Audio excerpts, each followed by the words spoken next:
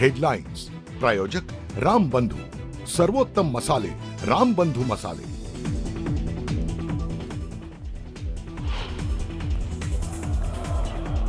वरळीमधील कॉन्सर्टला राज्य उत्पादन शुल्कची परवानगी होती। संध्याकाळी 6 ते रात्री 10 वाजेपर्यंत होती परवानगी।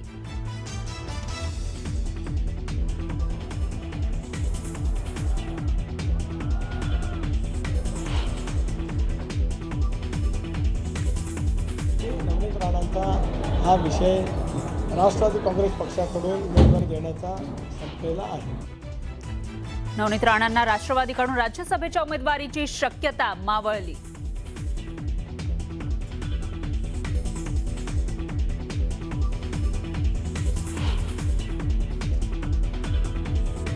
माजी खासदार नवनीत राणांनी घेतली उपमुख्यमंत्री सुनेत्रा पवारांची भेट। राज्यसभेच्या एका रिक्त जागेसाठी नवनीत राणांचं नाव चर्चेत।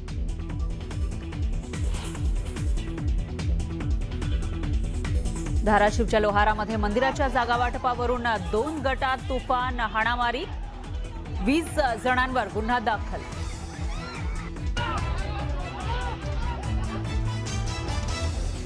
अकोल्यात आरोग्य व्यवस्थेचा भोंगळ कारभार उघड्यावर, उपचारासाठी रुग्णालयात आणलेल्या पतीला स्ट्रेचर अभावी पाठीवर उचलून नेण्याची वेळ। आणि गॅस दरवाढीचा सामान्यांना फटका, घरगुती गॅस सिलेंडरच्या दरात 29 रुपयांची वाढ।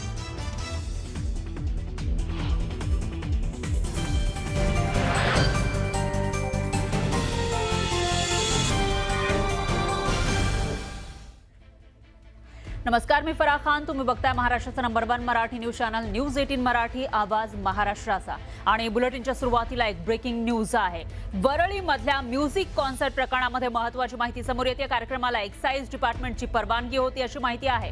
आणि या म्युझिक कॉन्सर्टमध्ये 4 स्टॉल दारूचे होते असंही कळत आहे। मृत वृषभ गांगुर्डे यानं दारूचे अतिसेवन केलं होतं आणि याच कॉन्सर्टमध्ये तो आलेला होता। इथं जे 4 स्टॉल लावण्यात आले होते दारूचे, त्यापैकी एकावर त्यानं अतिसेवन केल्याची माहिती आहे। वरळी म्युझिक कॉन्सर्टचे तिकीट रेट देखील समोर आले।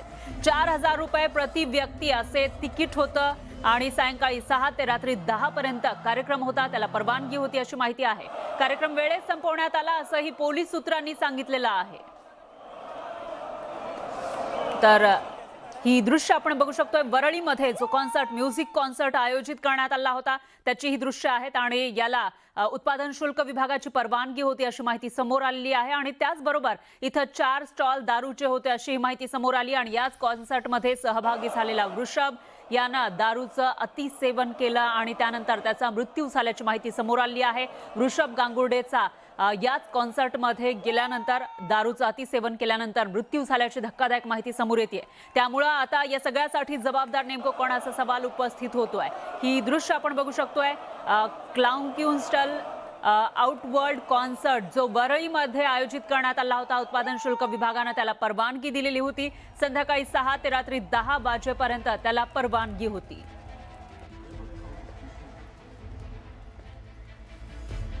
या बातमीचे अपडेट आपण घेत राहूया। दरम्यान आणखी एक ब्रेकिंग न्यूज आहे। मुंबईमधल्या NSCI वरळी डोम इथं लाईव्ह म्युझिक कॉन्सर्ट दरम्यान एका तरुणाचा मृत्यू झाला आहे। मुंबईमध्ये वरळी डोम मध्ये हा कार्यक्रम आयोजित करण्यात आला होता। NSCI डोम या ठिकाणी प्राथमिक तपासामध्ये हार्ट अटॅकनं मृत्यू झाल्याचं उघड झालेलं आहे। या कॉन्सर्ट दरम्यान एका तरुणाचा मृत्यू झाला। वृषभ गांगुर्डे असं या मृत युवकाचं नाव आहे आणि प्राथमिक तपासामध्ये या तरुणाचा मृत्यू हृदयविकाराच्या धक्क्यानं झाल्याचं पोलिसांचं म्हणणं आहे। या प्रकरणाचा सर्व बाजूंनी तपास सुरू आहे। या कार्यक्रमाला हजारो प्रेक्षक उपस्थित होते आणि ज्याचा मृत्यू झाला त्या तरुणानं मोठ्या प्रमाणामध्ये मद्यप्राशन केल्याचंही समोर आलंय। या मृत्यू झालेल्या तरुणासोबत एक तरुणीही होती, तिनंही मोठ्या प्रमाणामध्ये मद्यप्राशन केल्याची माहिती आहे। दोघांना सुद्धा रुग्णालयात दाखल केलेलं होतं। तरुणाचा मृत्यू झाला आणि तरुणीची प्रकृती अस्थिर असल्याची माहिती आहे। विशेष म्हणजे गोरेगाव नेस्को म्युझिक कॉन्सर्टमध्ये झालेल्या प्रकारानंतर ताडदेव पोलिसांनी वरळी इथल्या म्युझिक कॉन्सर्टला परवानगी नाकारलेली होती, पण वरिष्ठ पातळीवर या कॉन्सर्टला परवानगी मिळाल्याची माहिती सूत्रांनी दिली आहे। मीडिया के मार्फत से मैनेजमेंट को दोषी ठहराना चाहिए और मैनेजमेंट के लोगों को जेल के अंदर होना चाहिए, क्योंकि मैनेजमेंट अगर चाहता तो ऐसे प्रोग्राम नहीं होते। जो सिनेयुग का ओनर मजहर नडियाद वाला, जो कि पूरे उसने ये देखा है कि मेरी मिनिस्ट्री मेरे पॉकेट में है, मेरा कोई कुछ बिगाड़ नहीं सकता, और मैं पुलिस वाले मेरे पॉकेट में हैं, मैं हर चीज को मैनेज कर सकता हूं, मैं टाइम को मैनेज कर सकता हूं। तो ये जब जो चीजें अगर चलेगी जिसके अंदर आदमी ये समझने लगेगा कि मैं सब कुछ हूं, तो आप समझ लीजिए ऐसे हादसे होंगे। याची पोलीस चौकशी करताय आणि जे कोणी दोषी असतील त्यांच्यावर कारवाई होईल, कडक कारवाई होईल। गोरेगावचं देखील आपण पाहिलं की अगदी पाळामुळं खोदण्यापर्यंत अगदी शेवटच्या आरोपीपर्यंत पोहोचण्याचं काम पोलिसांनी केलंय करताय।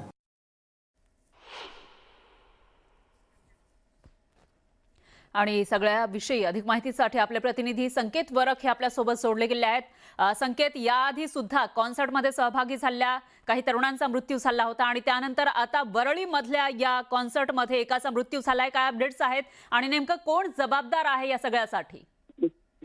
तर आपण पाहिलं तर जवळपास 1.5 ते 2 महिन्याआधी असाच एक कॉन्सर्ट मुंबईच्या गोरेगाव भागातील नेस्कोमध्ये झाला होता। तिथे देखील 2 मृत्यू झाले होते। ते मृत्यू जे होते ते स्पष्ट झालं होतं की ड्रग्सच्या अतिसेवनामुळे झाले होते आणि यात म्हणजे आता काल परवा झालेल्या वरळी डोममध्ये जो कॉन्सर्ट झालेला आहे आउटवर्ल्ड, तिथे जे मृत्यू झाले त्याचं कारण अजून अद्याप तसं स्पष्ट झालेलं नाहीये। पण इतकं मात्र नक्की आहे की त्या ज्या व्यक्तीचा मृत्यू झालेला आहे वृषभ गांगुर्डे याने मद्यसेवन केलं होतं। आता ते अति मद्यसेवन केलं होतं का हा तपासाचा भाग आहे। पोलीस त्या दृष्टिकोनाने तपास करतायत, अहवालाची डॉक्टरांच्या अहवालाची वाट बघतायत। अशी देखील माहिती आहे की त्याचा जो मृत्यू झाला हा प्रायमा फेसी हा कार्डियक अरेस्टमुळे झालेला आहे आणि त्याच्यासोबत आणखी एक व्यक्ती देखील, एक तरुणी देखील त्या कॉन्सर्टमध्ये होती। रे असं तिचं आडनाव आहे, प्रज्ञान रे असं तिचं आडनाव आहे। ती मुळात ओरिसाची राहणारी आहे, कामानिमित्त ती मुंबईत असते आणि तिला देखील जो आहे तो त्रास होऊ लागलेला, त्या कॉन्सर्ट नंतर त्रास होऊ लागला। तिच्यावर सध्या उपचार सुरू आहेत। सध्या तिला मुंबईच्या जसलोक रुग्णालयामध्ये जे आहे ते भरती करण्यात आलेलं आहे। आणखी एक महत्वाची बाब म्हणजे इथे या कार्यक्रमाला खरं तर एक्साईजची परवानगी नसल्याची माहिती समोर आलेली आहे। माहिती मिळते खरं आहे संकेत, त्याच्यामुळे जर हृदयविकाराच्या झटक्याने त्या तरुणाचा मृत्यू झाला असेल तर त्याच्यासोबत असलेली जी तरुणी होती तिनं सुद्धा मद्यसेवन केलं होतं, तिची प्रकृती अत्यावस्थ का आहे असाही सवाल या ठिकाणी उपस्थित होतो। याविषयीची अपडेट आपण घेत राहूयात। दरम्यान धन्यवाद तुम्ही दिलेल्या या सविस्तर माहितीसाठी।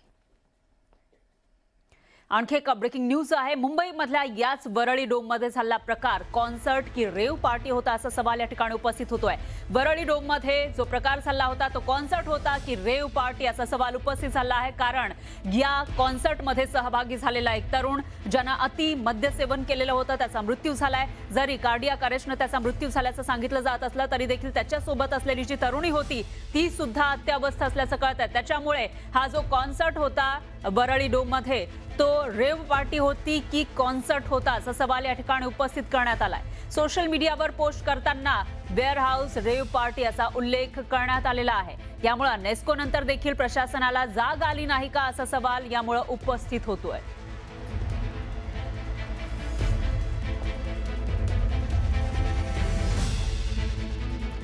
या प्रकरणाचे अपडेट आपण घेत राहूया। दरम्यान आणखी एक ब्रेकिंग न्यूज आहे। पुण्यामधल्या हाऊस पार्टीवर पोलिसांनी छापा टाकलेला आहे। पुण्यामध्ये ही हाऊस पार्टी सुरू होती आणि त्यावेळेला पोलिसांनी छापा टाकला, कारण पोलिसांना त्याविषयीची माहिती मिळालेली होती।